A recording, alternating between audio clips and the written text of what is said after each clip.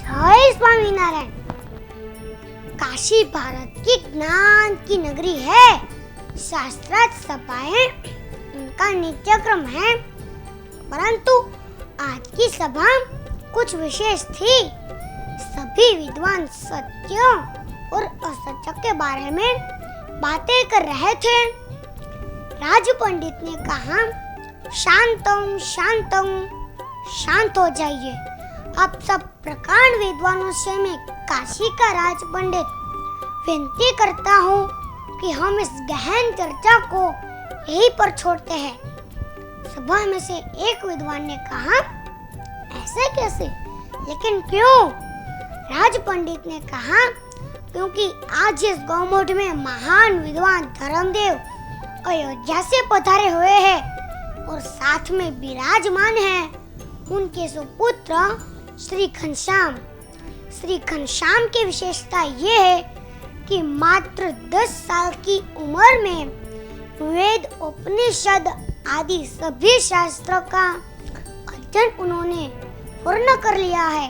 राजा ने कहा, अरे अद्भुतम अद्भुतम। राज पंडित ने कहा, इतना ही नहीं बल्कि उन्होंने अपनी तीक्ष्ण बुद्धि से सभी शास्त्रों का सार तत्व भी निकाल लिया है। विद्वान ने कहा, अरे इतनी छोटी सी उम्र में इतनी विद्वता, ये तो कोई असाधारण बालक है। दूसरे विद्वान ने कहा, ये तो बिल्कुल असंभव है। हमारे धर्मों में इतने शास्त्र है कि उन्हें पढ़ते पढ़ते न जाने कितनी जिंदगियां बीत जाए। इतनी छोटी सी उम्र में ये कोई कर ही नहीं सकता है। ये तो बहुत बड़ा आश्चर्य है। राज पंडित ने कहा, इसीलिए मेरा सुझाव है कि घनश्याम जी, आप ही इन प्रकांड विद्वानों के विवाद का समाधान कीजिए। विद्वान ने कहा, ये दूध मुहा हमें समझाएगा। हाँ हाँ। घनश्याम ने कहा, प्रथमम तु नमस्कारम जलिम समर्पयामि।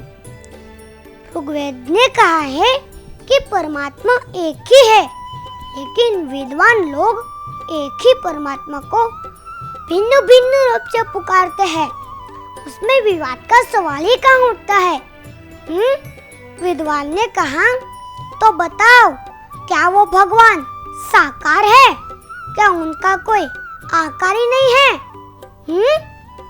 घनश्याम ने कहा, भगवान कभी निराकार नहीं हो सकते।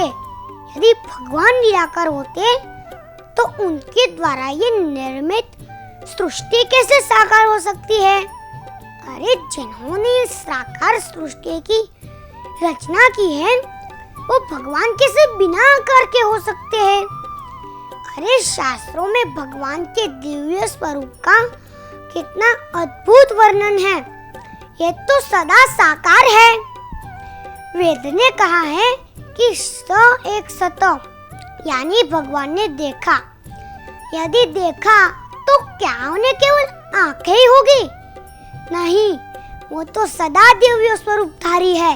विद्वान ने कहा, घनश्याम का तर्क कितना ठीक और सटीक है। साधु साधु। दूसरे विद्वान ने कहा, ये तो कोई विद्वान है पर साक्षात भगवान। धन्य प्रभु धन्य। राज पंडित ने कहा, तो आप ही बताइए कि किस साधना से मनुष्य को मुक्ति या मोक्ष मिलता है? घनश्याम ने कहा, मोक्षाक्षय ही मोक्ष है। इसके लिए जिन्हें मोह ना हो, ऐसे सच्चे संत का सत्संग करना चाहिए। ऐसे संत के सत्संग से मनुष्य ब्रह्मरूप होकर पर ब्रह्म की भक्ति कर ही मनुष्य मोक्ष प्राप्त करता है। उपनिषद ने कहा है कि ब्रह्म विद्यापनोति परम मम। विद्वानों ने कहा, साधु साधु। राजा ने कहा, धन्य प्रभु धन्य। आपकी विश्वसनीय वाणी ने सबका हृदय जीत लिया है। राज पंडित ने कहा, यदि हम वर्षों तक चर्चा करते रहते तो भी सभी शास्त्र के स्वरूप इस उत्तर तक नहीं पहुंच पाते, परंतु हमारी इतनी बड़ी सभा में वैश्य ने घनश्याम ने निश्चयता और निर्भयता से कर दिखाया है। राजा ने कहा, वो तो सिर्फ परमात्मा ही कर सकते हैं।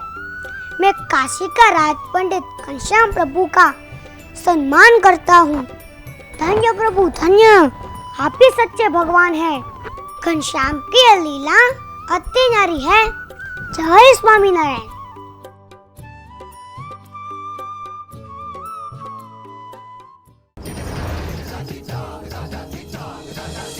लक्ष्य विश्व का कल्याण हो।